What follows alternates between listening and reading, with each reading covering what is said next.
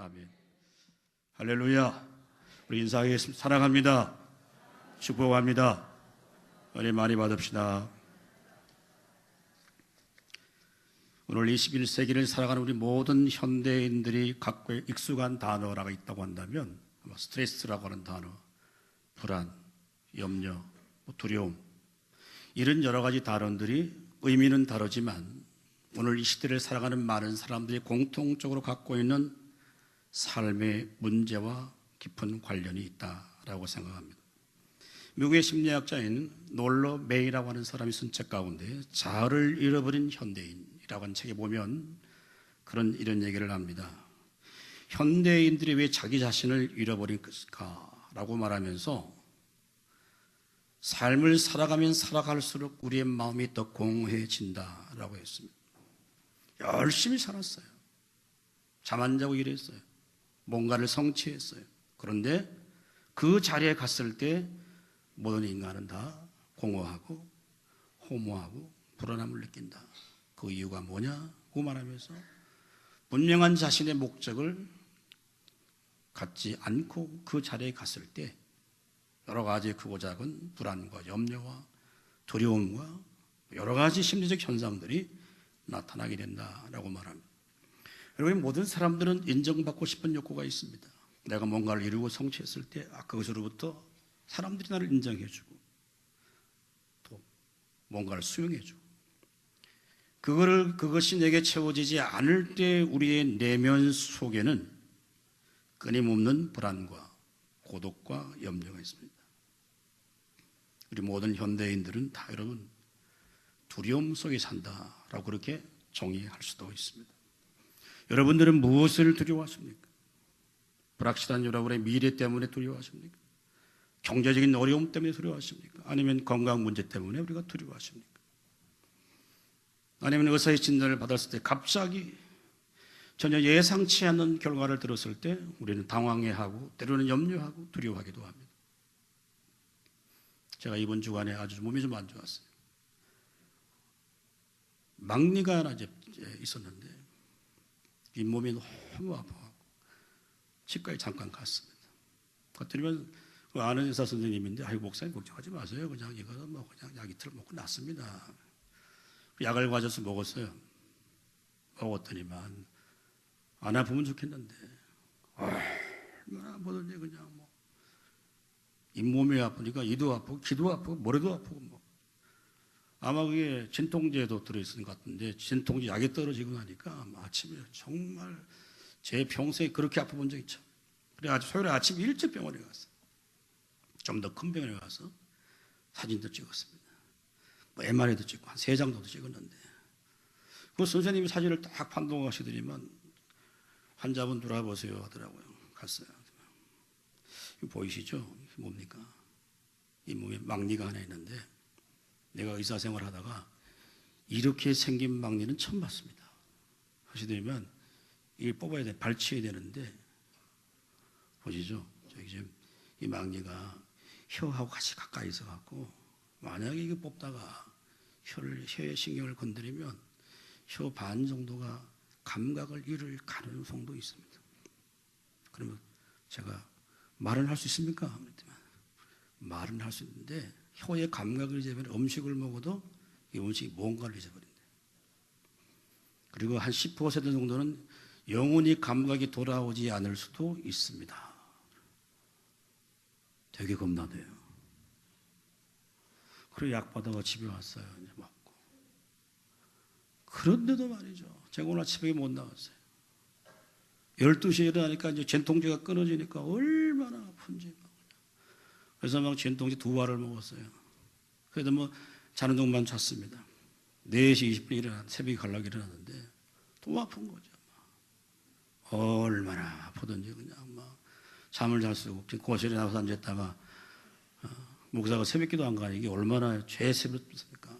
그래서 제가 아침에 일어나서 오늘 아침에 읽었던 말씀 시편 48편을 읽었습니다. 고라 자손들의 시편인데 성경 읽는 가운데 48편 14절이에요. 이 하나님은 영원히 우리 하나님이시니 그가 우리를 죽을 때까지 인도하시리로다. 아멘. 늘 평소에 있던 말씀이에요. 근데 앉아서 48번을 읽으며 묵상하고 있는데 이 말씀을 읽을 때 이 하나님이 영원히 우리 하나님이시니 우리를 죽을 때까지 인도하시리라. 이 말씀을 읽는 순간에 제 마음속에 정말 하나님 주시는 은혜가 감격이 있었어요. 죽을 때까지 지킨다. 그분이 우리 하나님이신다. 그때부터 말이죠. 이게 아픈 통증이 사라져 버렸어요. 예? 얼마나 고집을 같아, 고집을 같아. 그래도 아침에 또 밥 먹고 또 약을 먹어야 되니까 먹고 어떻게 오늘 주일날 설교해야 되는데 하나님 이게 어떻게 해야 됩니까? 여러분, 우리 개인의 실존이지만 우리가 이 땅에 살면서 여러 가지 많은 크고 작은 두려움들이 항상 우리 가운데 있어요. 그러나 하나님이 우리에게 두려운 마음을 주시는 분은 아니에요. 하나님은 절대 우리를 두려워하는 마음을 주시지 않습니다. 우리에게 은혜를 주시고 사랑을 주시고 우리가 감사를 일어나게 하는데 이런 모든 두려움의 어딜이 어디 있느냐? 성경은 창세기 3장에 그렇게 말합니다. 아담이 하나님의 말씀에 불순종하여 선악을 알게 한 나무를 먹고 떠나게 되죠. 그럴 때 하나님이 찾아오세요. 아담아 너가 어디에 있느냐라고 물어요. 그럴 때 아담의 답변이 창세기 3장 10절에 그렇게 말합니다. 내가 벗었으므로 두려워하여 내가 숨었나이다 라고 말합니다. 성경학자들은 모든 두려움의 시작이 어디 있느냐? 환경적인 요인에 있는 게 아니라 인간이 하나님을 떠날 때, 하나님과의 관계가 끊어질 때 진정한 두려움이라는 것을 맛보게 된다라고 이렇게 말합니다. 여러분 가운데 염려가 큽니까? 염려할 수 있어요. 순간에 두려움을 느낄 수 있어요. 그러나 끊임없이 그 두려움이 내 마음속에 있다라고 한다면 내가 하나님의 관계가 끊어져 있다라고 하는 것을 인식할 수 있기 바랍니다. 대부분의 많은 사람들은 이 땅을 살면서 이런 두려움의 원인이 하나님을 떠나는 데 있다고 생각하지 않습니다. 환경이 어려워서, 현실이 어려워서, 돈 때문에, 건강 때문에, 여러분 그렇지 않습니다. 하나님과 나와의 영적 관계가 날마다 새로워지고 하나님 앞에 우리가 정말 하나님이 나의 아버지가 되신다고 한다면 그분을 향하여 주의 은혜를 구하고 주의 도움을 간구할 때마다 항상 우리에게 두려움을 이기게 하시는 분이 우리 주님인 줄로 믿을 수 있기를 주님의 이름으로 축원합니다. 명목상으로는 좋은 성도예요. 주일 잘 지켜요. 적당한 봉사도 해요. 헌금도 해요. 그런데 흠잡을 데가 없어요. 그런데 그 마음속에 하나님이 그 인생을 다스리지 않는다고 한다면 여러분 우리 마음엔 진정한 주님 주신 감사와 기쁨을 이길 수가 없습니다. 그러다가 여러 가지 어려움을 만날 때 항상 우리는 그렇게 말하는 것이죠. 주님 내가 벗었으므로 내가 두려워하여 숨었나이다. 자신이 하나님과의 관계가 끊어져 있고 자신의 마음속에 하나님을 버렸다, 하나님의 말씀을 버렸다고 하는 것을 모르는 사람들이 오늘 이 시대에 얼마나 많겠습니까? 여러분 오늘 본문은 하나님을 두려워하는 한 사람. 그래서 그 사람을 가리켜서 하나님의 사람 모세라고 말합니다. 이런 성경에 그 이름 앞에 하나님의 사람이라는 칭호를 붙은 사람은 딱 두 사람이에요. 모세입니다. 모세를 가리켜서 하나님의 사람 모세라고 말합니다. 그래서 모세는 죽었지만 그가 어디로 갔는지 그의 무덤을 우리가 이 땅에서 알 수가 없어요. 그리고 또 한 사람 엘리야라고 하는 선지자입니다. 그런 그리 시냇가에서 하나님의 부르심을 받고 난 다음에 하나님의 위대한 사역을 감당하고 났을 때 그는 죽음을 보지 아니하고 산채로 주 앞에 들림받았던 사람이 엘리야입니다. 그를 향하여 성경은 하나님의 사람 엘리야라고 말합니다. 하나님의 사람이 누구십니까? 하나님의 사람은 바로 믿음의 사람입니다. 하나님의 사람은 바로 하나님과의 관계를 가장 잘 맺고 있는 사람. 그래서 성경 신명기에 가면 모세를 향하여 모세 그는 여호와와 하나님 앞에 하나님과 대면하여 얼굴을 맞대었던 사람이라고 말합니다. 사랑하는 성도 여러분, 오늘 우리가 이 본문을 읽고 말씀을 들으면서 이 정말 크고 작은 수고 많은 두려움의 문제가 항상 우리 가운데 있지만 그 두려움을 이길 수 있는 믿음을 소유할 수 있기를 주님의 이름으로 축원합니다. 우리가 아무리 여러분 예수 믿고 믿음의 삶을 산다고 해서 모든 것이 여러분 모든 문세가 만사 형통하게 다 열려지는 것은 아닙니다. 여러분 믿음의 삶이라고 하는 것은 마치 우리가 산을 오르는 것 같은 거예요. 여러분 산 오를 때 얼마나 힘듭니까? 숨이 벅차잖아요. 그 산을 정복하려고 하면 마치 내 발자국이 그 산에 찍혀 있어야 되는 거예요. 그래서 믿음의 삶은 우리의 믿음의 발자국 한 발자국 한 발자국 옮겨갈 때에, 그래서 그 산에 내 발자국이 찍혀 있을 때에, 그때 하나님이 주시는 은혜와 기쁨과 감사가 우리의 심령 속에 넘치는 거예요. 믿음은 우리의 관점을 내려놓고 하나님의 관점으로, 하나님의 생각으로, 하나님의 가치를 가지고 믿음으로 살려고 몸부림치는 그 순간 속에 하나님의 은혜를 더하여 주실 줄로 믿습니다. 자, 오늘 본문 우리 다 같이 읽겠습니다. 27절입니다. 시작. 믿음으로 애굽을 떠나 왕의 노함을 무서워하지 아니하고 곧 보이지 아니하는 자를 보는 것 같이 하여 참았으며. 아멘. 우리 한번 따라합니다. 보이지 않는 하나님을 바라보라. 자, 두려워하지 않는 믿음이 어떤 믿음이냐? 오늘 성경은 이렇게 기록합니다. 믿음으로 애굽을 떠나서 왕의 노함을 무서워하지 아니하고 그 보이지 아니하는 자를 보는 것 같이 하여 참았으며라고 했습니다. 여러분, 모세는 그 당시 절대 권력을 갖고 있는 바로 앞에 그 바로의 분노를 무서워하지 않았다고 말합니다. 그렇지만 믿음으로 모세는 왕의 분노를 두려워하지 않았습니다. 그리고 애굽을 떠났다라고 성경이 기록합니다. 자, 그러면 오늘 본문에 바로가 모세가 애굽을 떠났을 때 이 떠난 시점이 과연 언제일까? 여기에 대한 사전 구구한 해석들이 있습니다. 첫째는 이 모세가 애굽의 왕궁을 떠나서 미디안 광야로 갔을 것이다. 어떤 학자들은 이가 애굽을 떠났을 때 마치 출애굽했을 때의 의미를 말한다. 두 가지 해석이 있는데 저는 전자를 취하고 싶습니다. 그리고 오늘 이게 떠났다는 이 동사의 뜻은 뭐냐? 남겨두다, 뒤에 남기다라는 그런 의미를 갖고 있는 단어입니다. 오늘 애굽을 떠났다고 하는 것이 출애굽했다는 것이 아니라 애굽의 왕궁을 떠났다고 하는 것입니다. 바로의 공주의 아들이라고 하는 칭함을 거절하고 그는 믿음을 지키고 하나님 백성과 함께 고난받기를 더 즐거워하고 상 주심을 바라보았다고 26절에 말하지 않습니까? 그리고 이어지는 본문입니다. 어쩌면 오늘 모세가 애굽을 떠났다고 하는 것은 뭐냐 하면 모세가 애굽의 왕궁을 떠나서 미디안 광야로 갑니다. 광야에 가서 뭐 합니까?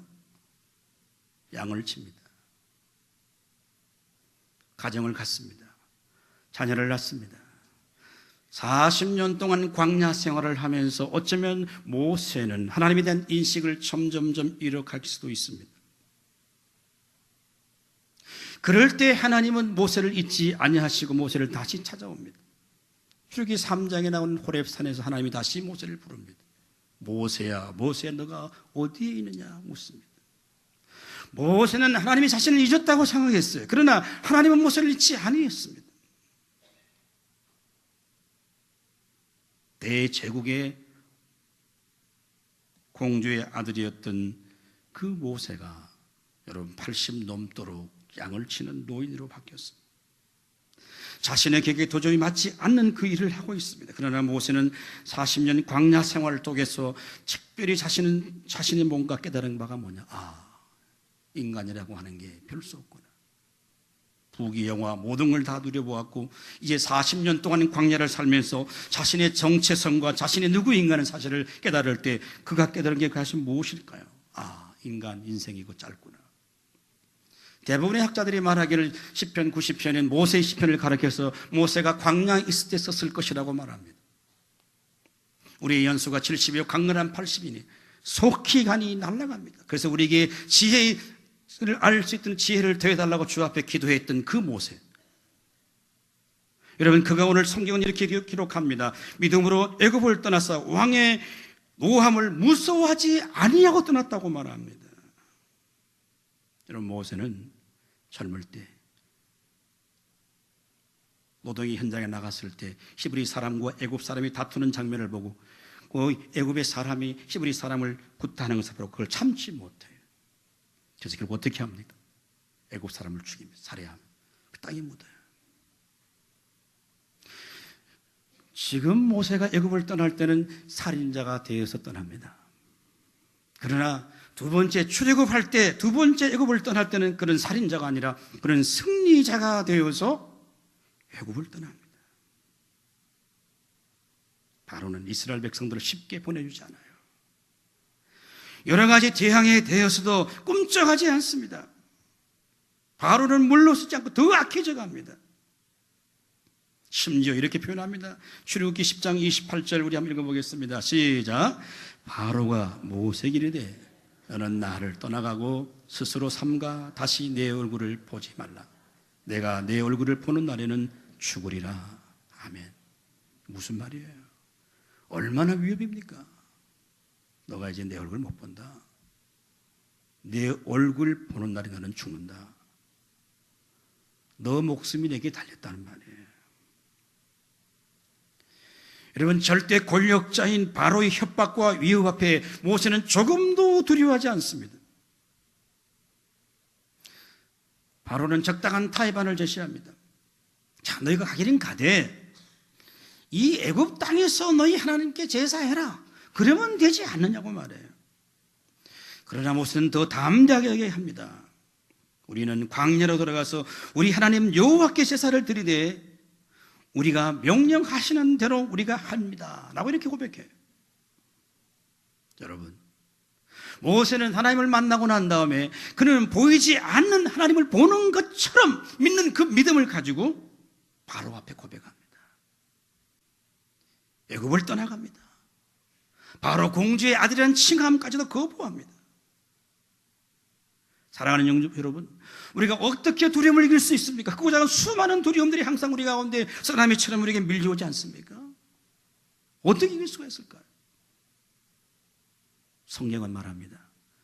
보이지 않는 하나님을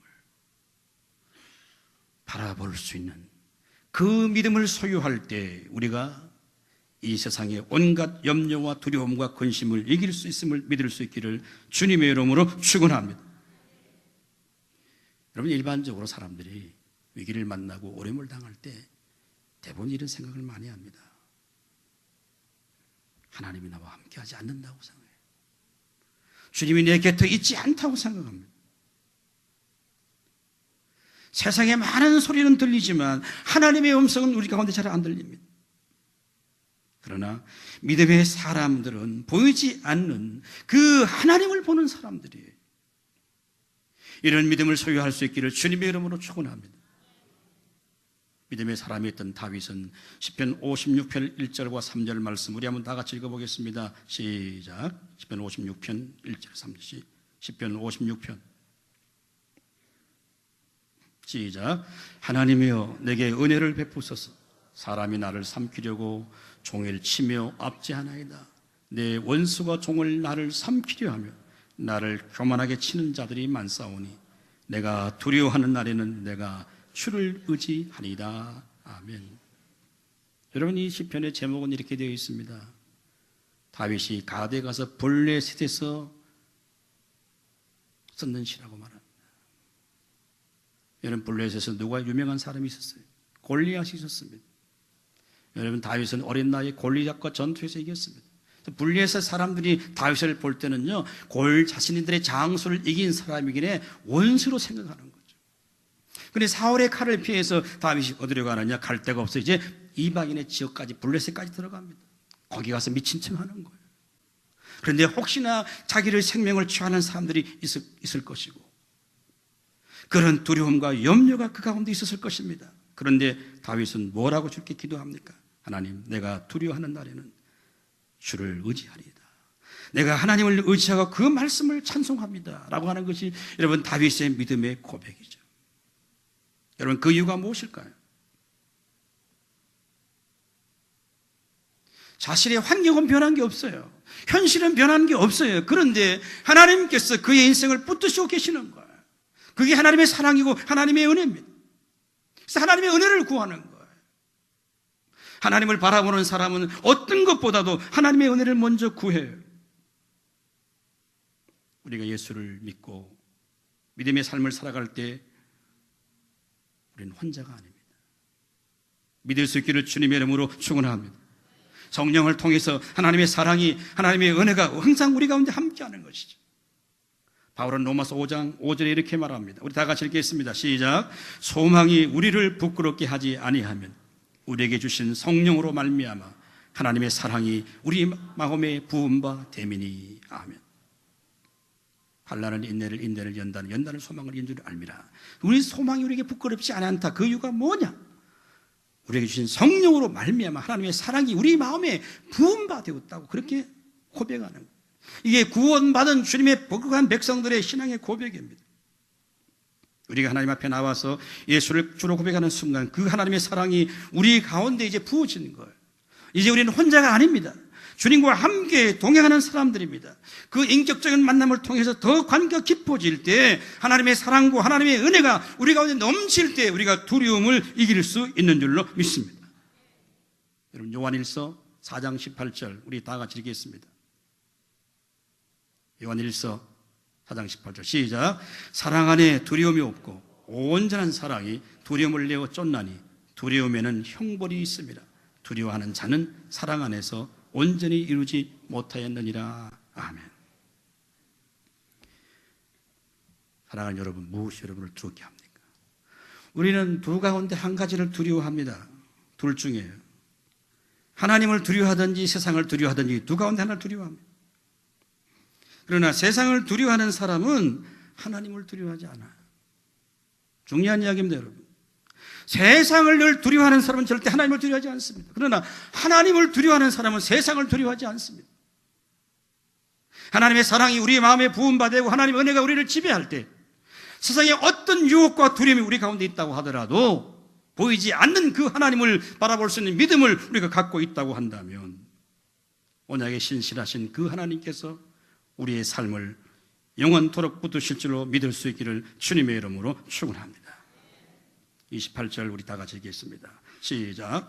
믿음으로 유월절과 피 뿌리는 예식을 정하였으니 이는 장자를 멸하는 자로 그들을 건드리지 않게 하려 한 것이며. 아멘. 우리 한번 따라합니다. 구원의 하나님을 신뢰하라. 구원의 하나님을 신뢰하라. 그럼 모세는 하나님의 명령을 따라서 유월절 피 뿌리는 의식을 이제 애굽에서 행하게 됩니다. 여러분, 유월절 잘 아시잖아요. 하나님께서 모세를 통해 10가지의 재앙이 임하게 되는데 그 가장 마지막 재앙이 어떤 재앙이냐고 하면 애굽에서 태어나는 모든 것의 첫 번째가 죽는 거예요. 사람으로 말하면 첫 아들이 죽는 거고, 동물 가축으로 말하면 첫 번 태어난 모든 것들이 죽는 아주 가장 무서운 재앙이 남겨놓고 있어요. 그럴 때 하나님께서 모세를 향하여 그렇게 말합니다. 1년 된 어린 양을 잡아서 그 피를 가지고 문설주 좌우에 바르게 합니다. 그러게 될 때 이 아주 마지막 재앙, 무서운 재앙이 지나가게 될 때에 어린 양을 잡아서 그 피를 문설주에 바른 그 가정은, 그 히브리 민족은 이 무서운 재앙이 넘어가게 된다라고 하는 거죠. 그래서 6월절 패스오버라고 합니다. 통과해서 가는 거예요. 여러분, 상식적으로 생각해 보십시오. 그럼 모세가 9가지의 재앙이 지금 애굽에 임했습니다. 그런데 바로는 끄떡도 안 해요. 더 악해집니다. 문제는 뭐냐면 하나님을 통해서 모세만 그런 기적을 행하는 게 아닙니다. 애굽에 있는 모든 술사들도 같이 그런 기적을 행하게 되는 거죠. 9번 재앙이 임했는데도 모세가 바로가 항복하지 않는데 어떻게 10가지 재앙이 임한다고 한들 여러분, 바로가 항복할까요? 성경은 뭐라고 말합니까? 바로가 점점 더 악해가니라고 말합니다. 여러분, 하나님의 이 말씀을 과연 모세가 순종하기 쉬웠을까요? 저는 그렇지 않다고 생각합니다. 여러분, 인간적으로 생각하면 모세는 오히려 하나님께 원망하고 불평할 수밖에 없어요. 하나님, 내가 9가지 행했는데도 아직도 끄떡도 안 하는데 10번째 해서 뭐 하랍니까? 어쩌면 모세의 리더십은 이스라엘 백성들에게부터 점점점 멀어져 가기 시작합니다. 이런 상황 속에서도 하나님의 명령을 들었던 모세와 이스라엘 백성들은 1년 된 흠없는 어린 양을 잡아서 그 피를 좌우 문설주 임방에 바르고 란 명령 앞에 그들은 순종합니다.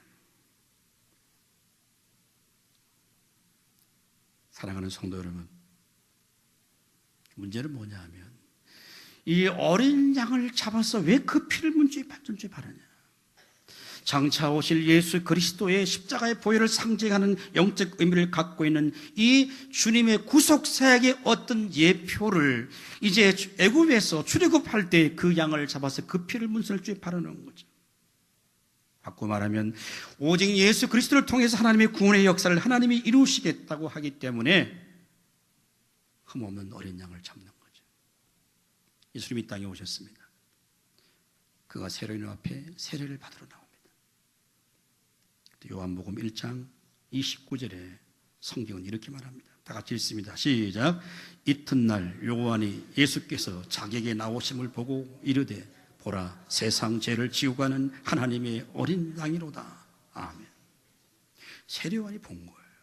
예수가 누구인가? 세상의 모든 죄를 지고 가는 하나님의 세상에 하나님의 어린 양이다. 어린 양. 마치 이스라엘 백성들이 아주 가장 무서운 재앙이 임하는 그때에 1년 된 어린 양을 잡아서 그 피를 문설주에 발랐을 때 무슨 재앙이 넘어가게 하는 그 사명을 감당하는 분이 바로 오늘 자기 앞에 세례를 받으신 이분이다라고 소개하고 있습니다.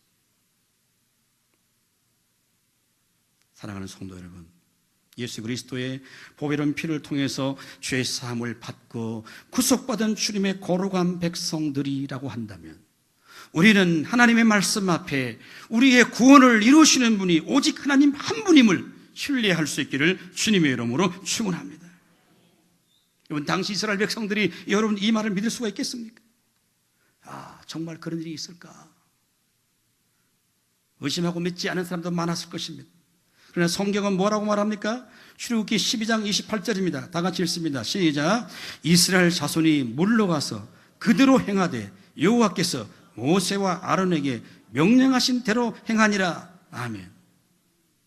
이게 성경의 기록이에요. 백성들은 모세와 아론에게 말씀하신 대로 행했습니다. 이스라엘 백성들이 출애굽하게 되는 역사적인 구원의 사건은 오직 하나님의 방법으로만 가능하다고 하는 것을 가르쳐 주는 것이 어린 양을 잡아서 그 피를 문설주에 바르는 거예요. 인류 역사 속에 어느 민족이 바다를 건너서 자유함을 얻은 민족이 유대 민족에는 어디 있습니까? 그게 여러분 뭐냐? 장차 우리의 구속의 사역을 이루실 예수 그리스도로 말미암아 구원의 방법은 사람이 이루는 게 아니라 하나님이 이루는 구원의 방법이라고 우리에게 말씀해 주시고 있는 거예요. 여러분, 광야에서는 어떻게 합니까? 이스라엘 백성들이 하나님을 원망하다가 불뱀에게 몰려 죽어요. 그럴 때 모세는 요 앞에 나가 하나님 이 민족을 살려주십시오라고 주 앞에 기도하기 시작할 때 하나님께서 뭐라고 말하죠? 너가 노뱀을 만들어서 장대 위에 달아서 높이 달고 그걸 바라보는 많은 사람들이 다 나음을 입겠다라고 말합니다. 그래서 모세는 어떻게 합니까? 노뱀을 만들어서 장대 위에 높이 달아서 보게 합니다. 그걸 본다고 살겠느냐, 낫겠느냐 의심했던 사람들이 얼마나 많았겠어요. 그러나 노뱀을 바라본 사람은 다 나음을 입게 되었다는 것이 성경의 기록입니다. 사랑하는 여러분, 구원의 방편은 우리의 의지나 우리의 노력으로 이루어지는 것이 아니라 하나님만이 그 일을 이루신다고 하는 사실을 상징적으로 보여준 사건들이 유월절 사건이에요. 광야의 사건이에요. 수많은 사건 속에 하나님이 우리에게 일관되게 말하는 게 뭐냐면 구원의 방법은 하나님의 방법으로 이루어지고 하나님의 방법으로 성취된다고 하는 사실을 말씀해 주시고 있는 것입니다. 여러분, 우리가 예수를 믿는 이유가 뭘까요? 우리가 하나님 앞에 죄인이며 우리 스스로 구원을 책임질 수 없는 자들이 우리예요. 그렇기 때문에 우리가 주님 앞에 나와서 예수 그리스도를 나의 주로 고백하게 되는 겁니다. 그럴 때 하나님께서 우리에게 은혜를 베풀어 주시는 것이죠. 우리가 병원에 갈 때 말이죠. 병원 가기를 좋아하는 사람이 어디 있겠습니까? 그러나 사고가 나서 피를 막 흘리면서 응급실로 들어갔을 때 의사가 그 사람 바라보고 야, 이 뭐 피도 안 닦고 얼굴이 왜 이 모양이냐 그렇게 말하는 의사가 어디 있겠습니까? 여러분 그렇지 않습니까? 병원에 왜 왔냐? 몸이나 좀 씻고 오지. 이렇게 말할 수 없는 것처럼 우리 연약함과 부족함과 약점과 실수에 있으면 있을수록 당연히 구원자 예수 그리스도를 우리가 믿어야 되고, 그분의 은혜가 우리 가운데 필요한 것을 인정할 때 우리는 이 세상의 어떤 두려움도 이길 수 있는 그 믿음을 허락하여 주실 줄로 믿습니다. 우리가 아무리 윤리적인 도덕적인 삶을 살고 많은 사람에게 존경을 받는다 할지라도 오직 예수 그리스도의 보혈의 은혜가 아니고서는 우리 누구도 구원을 받을 수가 없는 거예요.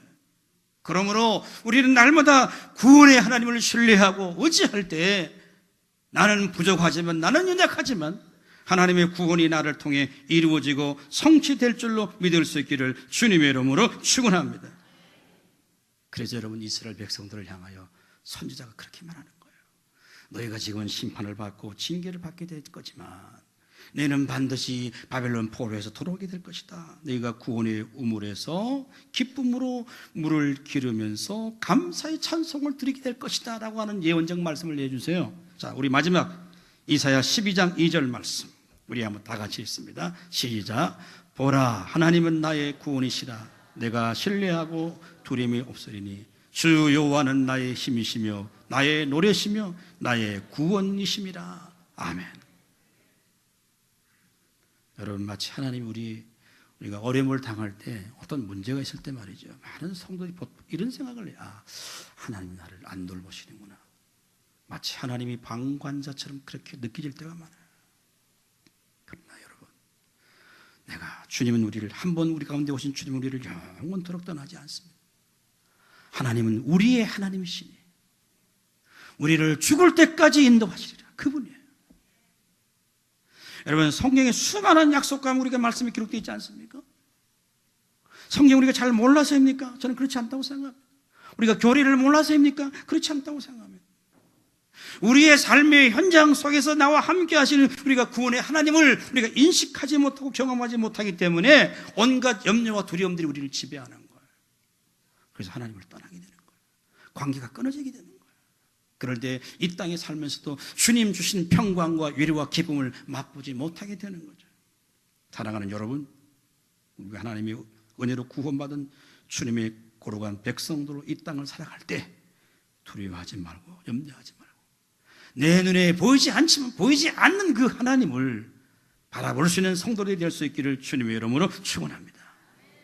나는 부족하지만, 나는 죄를 있었고, 나에겐 약점이 있고, 나에게 실수는 있지만 그 구원의 하나님을 의지하여 신뢰하고 주 앞으로 나갈 때 세상을 이길 수 있는 믿음을 우리에게 허락해 주시는 분이 오직 하나님 한 분임을 고백할 수 있는 성도들의 삶이 될 수 있기를 주님의 이름으로 축원합니다. 자, 오늘 찬양 드리고 함께 기도하기를 원합니다. 하나님, 우리의 피난처가 되시니 찬양하겠습니다.